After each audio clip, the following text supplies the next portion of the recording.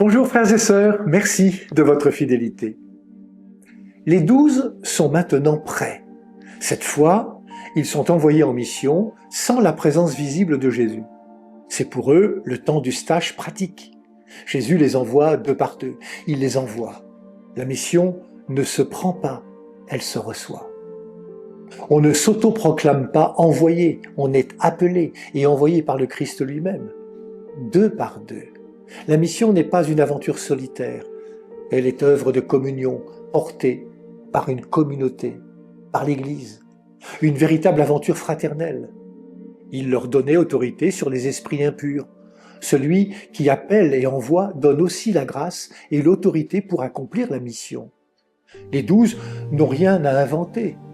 Ils prolongent les gestes et les paroles qu'ils ont vus chez Jésus durant le temps passé avec lui. Investis de son autorité, ils deviennent le prolongement de sa propre mission, porteurs de Jésus au cœur du monde. Comme il le rappelle ailleurs, « Sans moi, vous ne pouvez rien faire ». S'ils ne marchent plus à leur côté de manière visible, ils demeurent présents dans tout ce qu'ils accomplissent en son nom. Cette autorité confiée par Jésus se manifeste de trois manières. Par l'annonce d'un appel à la conversion, par l'expulsion des démons, par la guérison des malades grâce à l'onction d'huile. Jésus insiste moins sur le contenu du discours que sur la manière d'être de ses envoyés.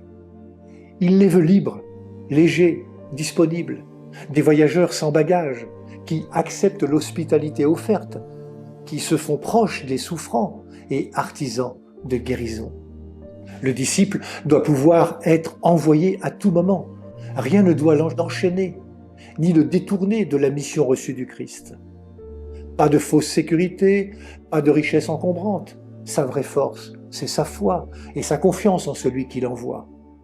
Cette confiance sera précieuse lorsque, comme son maître, ils se heurteront au refus ou à l'indifférence.